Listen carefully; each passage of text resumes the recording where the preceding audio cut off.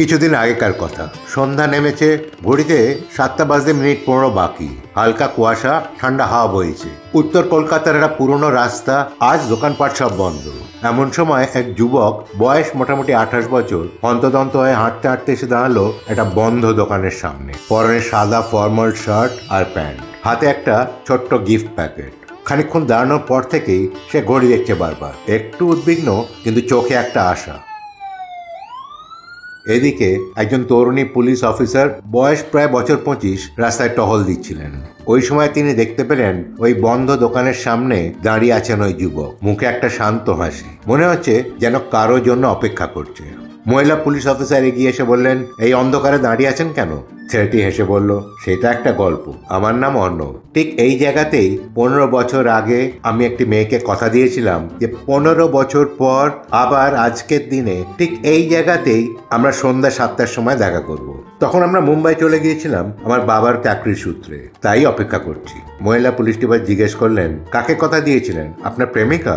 ছেলেটি এসে ফেললো, বললো, তখন আমি ছিলাম 13 বছরের আর ও ছিল 10 বছরের। তাই প্রেম না বললেও এটা বলা যায় যে তখন থেকেই ও ছিল আমার জীবনে একজন স্পেশাল মানুষ। অফিসার একটু মৃদু এসে বললেন, কিন্তু এখন তো আপনারা কেউই জানেন না যে কে কেমন দেখতে হয়ে উঠেছেন। অর্ণব বলল, না তা জানি না, কিন্তু বিশ্বাস আছে ওকে আমি চিনতে পারবো আর ও আমাকে চিনবে। অফিসার হাসলেন, বললেন, আপনার খুব ধৈর্য আর কনফিডেন্স আছে। আশা করি আপনাদের দেখা হবে। শুভেচ্ছা রইল। হ্যাঁ, আর একটা কথা, আমাদের খবর আছে একজন অপরাধী এদিকে আসতে পারে, তাই আপনাকে সাবধান করে দিচ্ছি। অর্ণব বলল, ধন্যবাদ, কিন্তু আমি অপেক্ষা করব।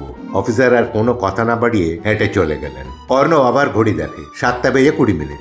আরও প্রায় 20-30 মিনিট পরে আরেকজন মহিলা পুলিশ অফিসার এলেন। বয়স মোটামুটি একই রকম। তিনি এসে বললেন, আপনি কি মিস্টার অর্ণব সেন? অর্ণব চমকে উঠে বলে, আপনি নীলা? মেয়েটি হাসে। অর্ণব, কেমন আছিস? তুই পুলিশ হয়েছিস? অনেক বদলে গেছিস। চল কোথাও গিয়ে একটু বসি। অফিসার বললেন, চলো হাঁটতে হাঁটতে কথা বলি, অনেক কথা বলার আছে। কিছু দূর হাঁটার পর রাস্তার একটা আলোর নিচে আসতেই অর্ণব থমকে দাঁড়িয়ে যায়। না না, আপনি তো নীলা নন। আপনি কে? অফিসার বলেন, না, আমি নীলা নই। নীলা একটু আগেই এসেছিল, সে আপনাকে চিনতেও পেরেছিল, তবে আপনার নাম ও চেহারা একদম মিলে গিয়েছে একজন প্রতারকের সঙ্গে। ও আপনাকে নিজে হাতে অ্যারেস্ট করতে পারেনি, হয়তো বন্ধুত্ব ওকে আটকে দিয়েছে, তাই আমাকে পাঠিয়েছে। আমি দুঃখিত, আমাকে আপনাকে গ্রেপ্তার করতে হবে। এই বলে সে অর্ণবের হাতে আলতো করে হাত কড়া পরিয়ে দেয়। অর্ণব হতবাক, কিছু বলল না, শুধু গভীরভাবে তাকিয়ে রইল ওই মহিলা অফিসারের দিকে। এবার মহিলা পুলিশটি একটা খাম বের করে তার হাতে দিয়ে বললেন, আপনার বন্ধুর চিঠি। অর্ণব তাড়াতাড়ি চিঠিটা খুলল। চিঠিতে লেখা ছিল, অর্ণব, আমি ঠিক সময় এসেছিলাম, দেখেই চিনে ফেলেছিলাম তোমাকে, কিন্তু তোমার নাম আর চেহারা মিলে গেছে একজন প্রতারকের সঙ্গে, যাকে পুলিশ অনেক দিন ধরে খুঁজছে। কিন্তু জানো, তোমার চোখের ভেতরে এখনো সেই 13 বছরের অর্ণব লুকিয়ে আছে, যাকে আমি ভুলতে পারিনি। আমার উচিত ছিল তোমাকে নিজে হাতে অ্যারেস্ট করা, কিন্তু করতে পারিনি। হয়তো বন্ধুত্ব আমাকে দুর্বল করে দিয়েছিল, কিন্তু ডিউটি তো করতেই হবে, তাই অন্য একজন অফিসারকে পাঠালাম সেই কাজটা করতে। সরি, নীলা। চিঠিটা পড়ে একটু হাসি খেলে গেল অর্ণবের মুখে। অফিসার একটু অবাক হয়ে তাকালেন। অর্ণব ব্যঙ্গাত্মক স্বরে জিজ্ঞেস করলো, আপনাদের যে বুদ্ধিমান অফিসার আমাকে চোর ছাচর ভেবেছেন, তার সঙ্গে দেখা করা যেতে পারে? মহিলা অফিসার একটু বাধা দেন, চোর ছাচর না, একজন প্রতারক। অর্ণব এবার বিরক্তির সুরে ধমকে ওঠে, ওই একই হলো, সব সমান। অফিসার একটু অপ্রস্তুত হয়ে যান। অর্ণবের পলিশ চেহারা আর কথাবার্তা তার কপালে একটা ভাঁজ ফেলে। নিচু স্যার বললেন, হ্যাঁ, ওনার থানাতেই যাচ্ছি। পুলিশের একটা বড় জিপ ওখানেই অপেক্ষা করছিল। কয়েকজন পুলিশ কনস্টেবলও ছিল। তারা দুজনে মিলে ওই গাড়িতে গিয়ে উঠলেন। থানায় পৌঁছে অর্ণব নীলার মুখোমুখি হয়। সে গম্ভীর গলায় জিজ্ঞেস করে, আপনি নীলা তো?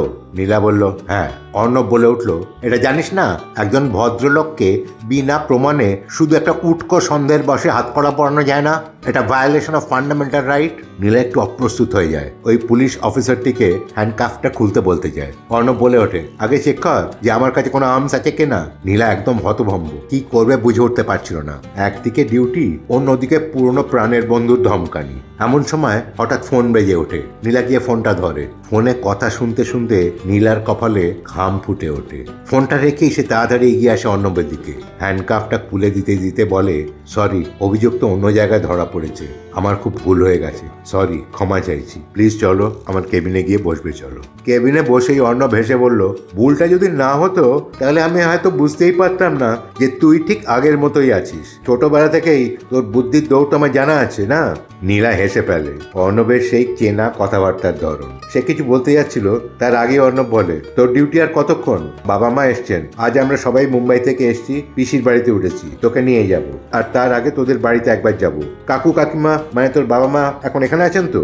এতগুলো প্রশ্ন নীলা হেসে ফেলে, বলে, আমার আরো 1 ঘন্টা বাকি আছে, তারপর তোমাকে নিয়ে যাবো বাবা মার কাছে। আর একটা রিকোয়েস্ট করছি, প্লিজ বাবা মা বা কাকু কাকিমাকে বলো না যে আমি তোমাকে অ্যারেস্ট করেছি। মা জানতে পারলে। অর্ণব এসে ফেলে, বলে, আচ্ছা আচ্ছা ঠিক আছে। তারপরে বলে, দাঁড়া দাঁড়া, একটা কথা জিজ্ঞেস করতে ভুলেই গেছি, তুই বিয়ে টিয়ে করিসনি তো? নীলা একটু লজ্জা পেয়ে যায়, এসে ফেলে বলে, না। অর্ণব, উফ, এই একটা অন্তত বুদ্ধিমানের মতো কাজ করেছিস। নীলা হাসতে হাসতে বলে, তুমি ঠিক আগের মতোই আছো, যা মুখে আসে বলে যাও। অর্ণব চেয়ার থেকে উঠে পড়ে, বলে, ঠিক আছে, তুই তোর কাজ কর, আমার ফোন নাম্বারটা রাখ, আমি বাইরে একটু ঘুরছি, অনেকদিন পর পুরোনো জায়গায় এসছি তো, একটু ঘুরে দেখি। নীলা বলল, বাইরে এতক্ষণ ঘোরাঘুরি করবে? এখানেও তো বসতে পারো। অর্ণব একটু হাসে, নীলার দিকে তাকিয়ে বলে, 15 বছর ওয়েট করলাম, আর এখন মাত্র 1 ঘন্টা ওয়েট করতে পারবো না? তুই কাজ কর, আমি বাইরে আছি, অপেক্ষা করছি। অর্ণব ঘর থেকে বেরিয়ে যায়। নীলা অফিসের ফাইলগুলো নিয়ে বসে, মুখে কিন্তু সেই হাসিটা লেগেই আছে। আজ এই পর্যন্তই। পরের ভিডিওতে আবার দেখা হবে। যদি ভিডিওটা ভালো লেগে থাকে তাহলে প্লিজ লাইক, সাবস্ক্রাইব, অন্যদের সঙ্গে শেয়ার করবেন। ভালো থাকবেন, সুস্থ থাকবেন। ধন্যবাদ।